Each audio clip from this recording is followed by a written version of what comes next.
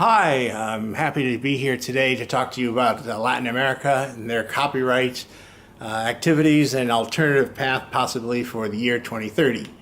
I want to express my gratitude to my colleagues Carla Rodriguez Salas and Awilda Reyes, as well as the international organizations that helped provide support for this program, IFLA, INASP, and ICALC.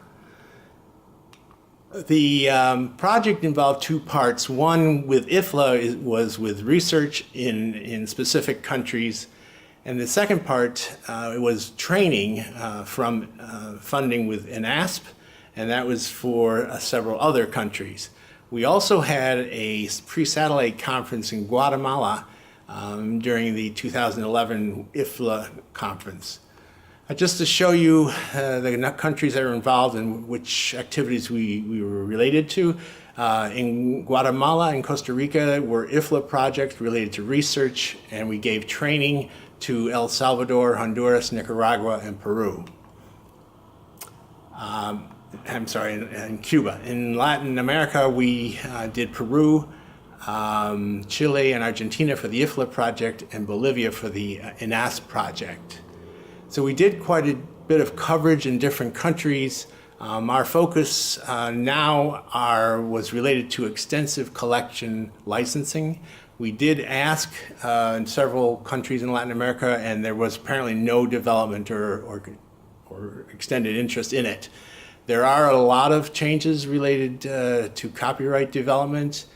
Recently, text mining, data mining, cross-border access, orphan works, moral rights, systems to the visually impaired. But in Latin America, the big concern was with language barriers, that a lot of scholarly production in Spanish was not reaching global indexes, and hence a lot of the scholarships was not being shared with others. We learned that the extensive collection of languages in Latin America, there wasn't much of interest or development. In the United States also, we found out that the ECL was not being considered for adoption. What we did discover in Latin America were a number of services, language developed that served different purposes. Latin Index was an index to the journals published in Latin America. Cielo was an index to scholarly scientific articles.